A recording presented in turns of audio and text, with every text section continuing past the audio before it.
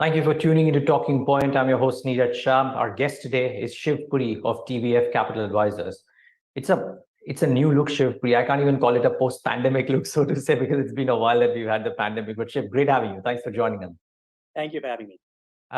Shiv, uh, lots has happened from the last time that we spoke. Lots has happened in the last 2, 3 months as well.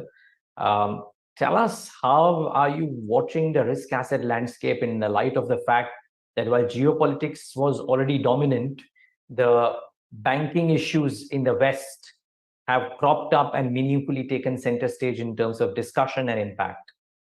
Yeah. No, I think that's really what is center stage at the moment is what's the collateral damage that could happen given the banking crisis that's there in the US and even with one large European institution. I think we look at it on a fundamental basis. The construct that was there in the US is very different than what is there in India. I mean, just to share some data on that. First of all, the US has 4,000 banks, and in India we have 34 licensed public and private sector banks. So the market is very, very different. Second is, the 10-year in the US, moved up nearly 400 basis points, whereas the 10-year in India, since the Fed started raising rates, has gone up by only 100 basis points. So the mispricing of assets in the held to maturity book of the banks is not very significant, whereas it's very significant in the US for the banking sector, and still will be there for a while. I think the third thing is, if you look at the money that you and I keep in our checking and savings account, we earn 4 or 5% on it, and so there's not that much incentive to move to a money market fund. Whereas in the US, the banks had been offering 0 and 25 basis points as if it was a pre-COVID era, whereas the risk-free money market rate was nearly 5%. And so you saw this combination of deposit flowing out, the assets that the banks have held lose a lot of value, and really what started off as a bank run sort of morphed into something a little bit more systemic. So fundamentally, the environment is very different, but the thing that we need to be careful about is what's the collateral damage. Because one thing seems quite certain is that the US economy is quite likely to slow down significantly because credit lending and credit standards have become very tight just in the last few weeks. So that may be, from the Fed's perspective, a desirable outcome of sorts. It helps them in their fight against inflation, which is still stubbornly high. So my question is, if indeed the US slips into a bit of a slowdown / recession, could the risk assets in the emerging market side celebrate that? Because that might make the Fed, if not pivot, at least pause with maybe a slightly longer term time frame in mind.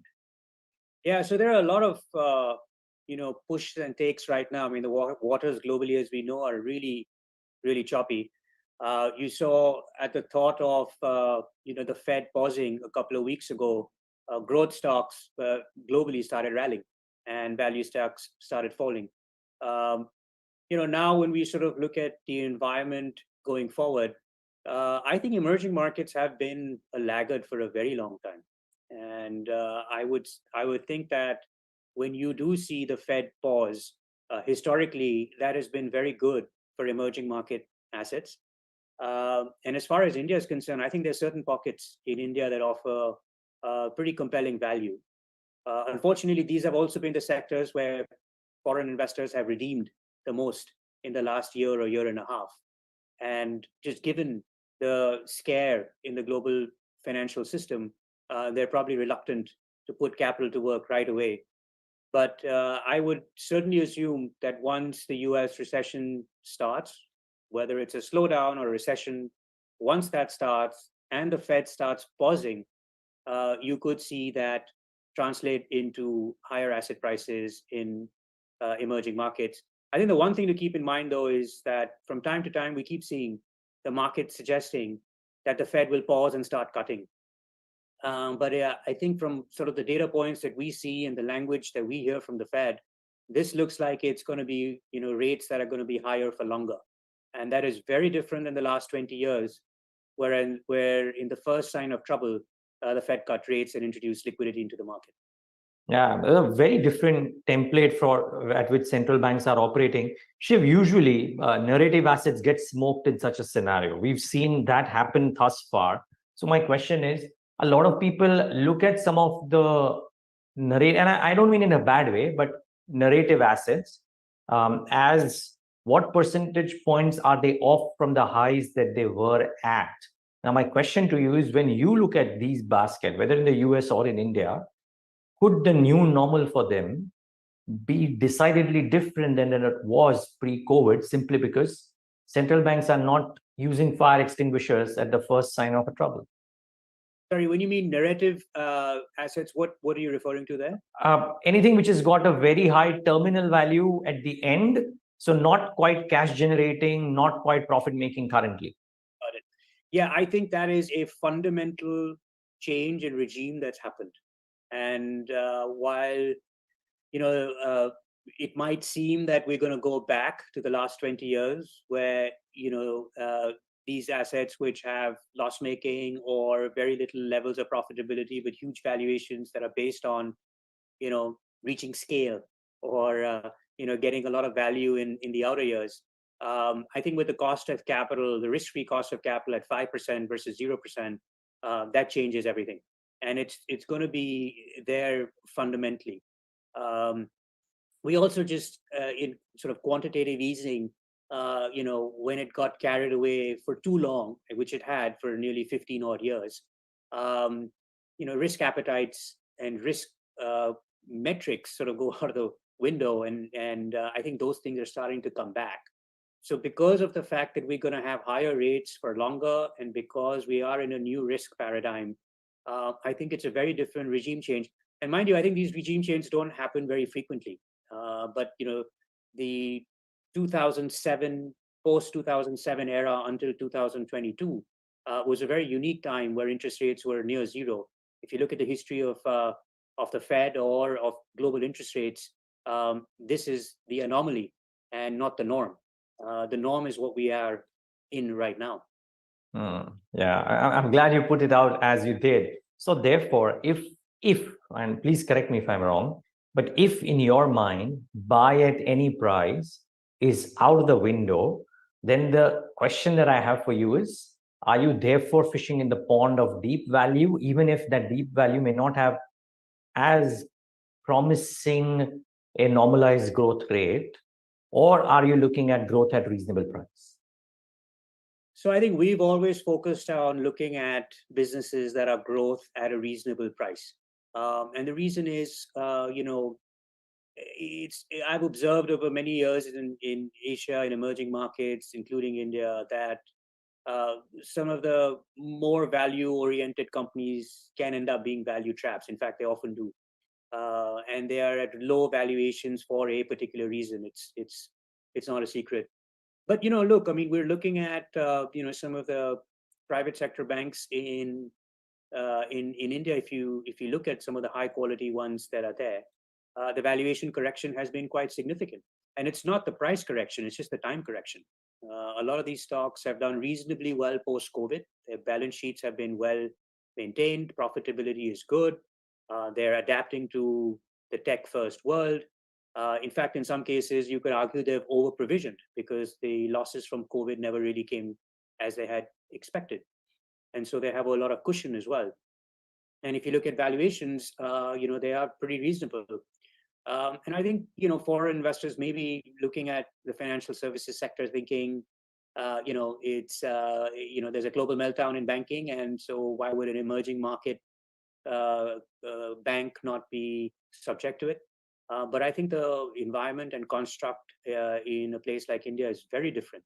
And I feel that these are great values for growth at a reasonable price. And to add the fact that the recent changes only add to the luster of deposit growth for banks. It was almost a very big fight, which was difficult to win. Now it becomes relatively easy to get deposits in wake of the debt mutual fund changes. Indeed. And that is absolutely the holy grail, as I see it, for banking. to be able to get low cost, granular retail deposits, which is incredibly hard to do and takes, decade or more to get successfully. And very few banks in India have done it. Very few. To me, that is the core of a great financial institution. Obviously, you need great management and great risk management. You need to be in the right asset classes. You need to be have the right tech infrastructure. You need to have great commercial sense. But if you don't have granular low cost deposits, you're always taking much higher risk and earning lower returns for it. Yeah, just one quick follow-up there, Shiv, and which is that PSU banks will tend to get a disproportionately large share, I presume, I may be wrong, of some of these deposits. Now, 2022 saw in real sense the arrival or the re-emergence of the fanfare around PSU banks. Their mean reverted to long-term or slightly better than long-term valuations. Since then, there has been a return to normal behavior of sorts, and PSU banks are not the preferred bet. My question to you is, have you looked at PSU banks at all in the last 12 to 18 months, or have you avoided them completely and you're happy with the privates? I think the private sector banks, especially the larger ones that are able to gather the deposits, there are a couple of them that are able to do that, are far better positioned still than the state-run banks. They're obviously, the largest state-run bank is able to gather great low-cost granular deposits. But we still feel that fundamentally, having 3 and 5 year terms for the senior management or the CEO or the MD is a structural flaw, I think, in how these businesses can be run. We still think there's a lot to be desired in terms of managing these banks through a cycle.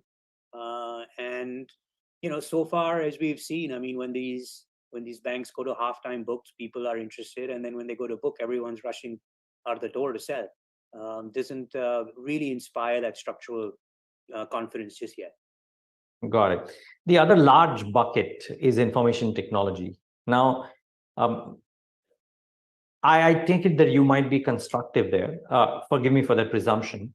And I'm challenging that presumption via a thought that somebody expressed yesterday that if in FY 21-22, which was arguably the best year of margin expansion for these companies, if they manage to clock in 15-16% growth, at least the large size ones, in arguably what was the best year in terms of business and margin performance and deal signings and the fanfare around IT, why is it that one should pay top dollar for terminal value or terminal growth rates, which could be assumed at 10, 11%, 12% at best?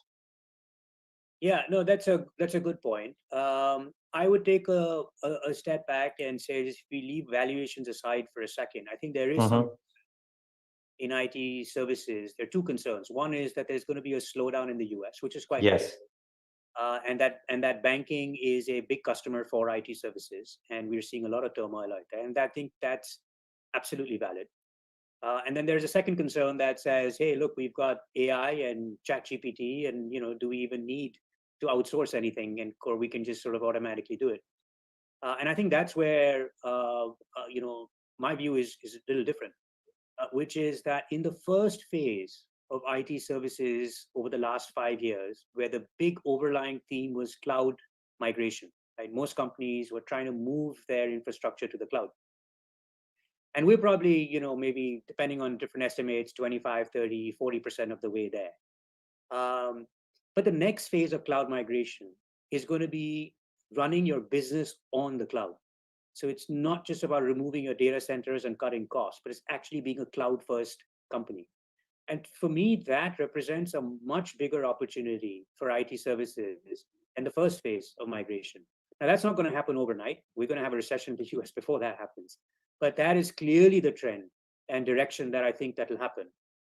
I also think that the big IT services companies in India are in a fantastic position, because when you're trying to migrate to the cloud as a Fortune 500 or a Fortune 1000 company, you need to work with a vendor who understands intimately your business, your operations. You can't sort of pick small vendors to do point projects. And the IT services companies in India are therefore well positioned. I think AI and all of these tools that are becoming more mainstream will help our IT services companies become more efficient in delivering the product to the end customers. So yes, you're right. At the scale and size that these companies are, maybe they're not going to grow much more than low to mid-teens. But if you feel that as we do, that earning stream post this recession can continue for many years to come, these stocks are not that expensively valued. And maybe if a U.S. recession comes, they will offer a very interesting entry point. Okay. Just follow up to that is what specialized vendors are being able to do in a scenario like this. So the last 6 to 9 to 12 odd months, we've seen mid-sized IT companies, and by mid-sized, I don't mean small caps. I just mean non-nifty, but large enough firms using specialized solutions doing well. We've seen ER&D companies, I mean, KPIT to name, in terms of the order inflows that they are able to bag because of the speciality in the auto. It's ERD, not IT service, but still, I'm just using it in the same brush, so to say.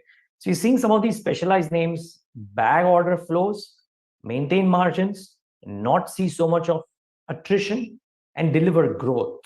You would still prefer the larger IT services firms over some of these mid-cap IT services or ERD firms? I would say it's a little bit price dependent because they're both great opportunities. I wouldn't necessarily favor one over the other. They have a slightly different set of risk metrics and would probably be slightly impacted differently if the US were to go into a recession over the next year or so. But both, I think, are great opportunities. The key on the second category, which you described, is to make sure that the niche is strong enough for it to last and it's enduring. And it's not something that the big vendors can come in and easily displace with scale and lower costs. Got it. Okay. The other aspect is the big focus of the government in the budget as well on CapEx and what that could do to either mainstream suppliers or ancillary suppliers or players within this pocket. Now, this is usually a slightly long tail piece, and if indeed following government CapEx at some point of time when the economy improves, if private CapEx were to come to the fore as well, then the theme is a bit more enduring as well. Is that a core thesis, and therefore are you playing this, or are you waiting for tactically better times?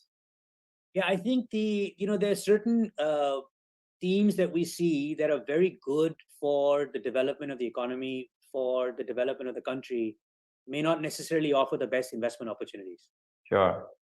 And this may actually be one of those categories where it doesn't really have the highest quality companies that are very necessary for these companies to be there. They're very valuable in the role that they play, but may not be the best from an investment standpoint. Why so, Shiv? Well, I think infrastructure and heavy capital spending, and this is true really of all emerging markets, is a very, very difficult business in terms of generating returns on a sustainable basis.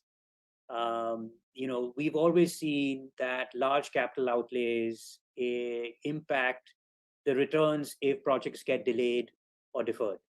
And it is the norm in countries that no matter how well they try to expedite approvals, expedite CapEx, these things do take time and things do get delayed. And if you just look at it, in emerging markets, there are very few truly true companies that have really created a lot of wealth in this space. You will see large financial services firms, you'll see large consumer companies, you'll see large IT services companies, you'll see some, great healthcare. I wouldn't say pharma, but healthcare companies. But very few of them are really sort of in the infrastructure space. Okay. In which case, Shiv, would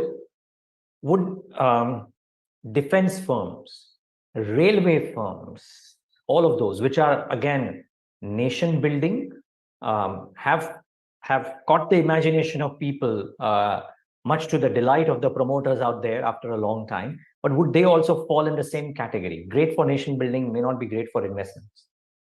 Yeah, it's again on a case by case basis. There might be something that where the business has structurally changed in terms of management being more private sector oriented, or the quality of the order book, and the capital that's deployed in the business having structurally decreased. But by and large, I mean, if you look at sort of the capex theme, this is not a new story. We had a capex theme in 2004 to 2007 as well. We had a capex theme that came in the 2015 to 17 era as well. And the issue that happened each time is that the wealth really never got created in these sectors. So if you look at some of the stocks of these companies, they tend to be a little bit of a hill, where you start from one end, you go up, then you come down, you go up again. And so on a 10, 15-year basis, the compounding really just hasn't happened. So let's see if this time is different. But I think the inherent nature of these businesses, makes it hard. Okay, my final question, and that is on the newer infrastructure relative to what has been since 2005, right? So now we have one dominant port company, so to say, but ports is a thriving sector. If India's growth has to happen, that Exim would be a large part there. We now have a buzzing airports or aviation space, in that the airports being announced by the government, and with Tata announcing that large order, and we seeing Akasa and some of the others as well out there. So the fact that even airlines as a space and airports as a pocket is coming to the fore, or to the party, so to say, is there something that excites you, or is it too capital intensive for your liking? But again, I think in some of these themes, which are phenomenal for the nation, phenomenal for the infrastructure, and I just was on the highway from Delhi to Dehradun recently, and I mean, it's fantastic. Our infrastructure, our roads are really taking off. You talk about airports. I mean, I was in the US not too long ago, and you land at an airport there, or you land at an airport in India. India is first world. Yeah. And so our infrastructure, is really great for the nation. But it's like payments, right? Fintech. You don't necessarily need to invest in a payment gateway to know that digital payments, is great for the nation. It's great for the economy. It's great for efficiency. It's great for some other sectors that might benefit when this is already in place. So that's how we like to think about it. Got it. And well, that gives an answer that you not quite kicked about the payments business as well. So I will take that as a affirmative too. Great. Shiv, great talking to you. Thanks for these insights. Lovely having you. And I mean, there was a large gap. So we're looking forward to ensure that the next time that we speak, the gap is not so large. Sounds good, Neeraj. Thanks for having me. The pleasure was ours.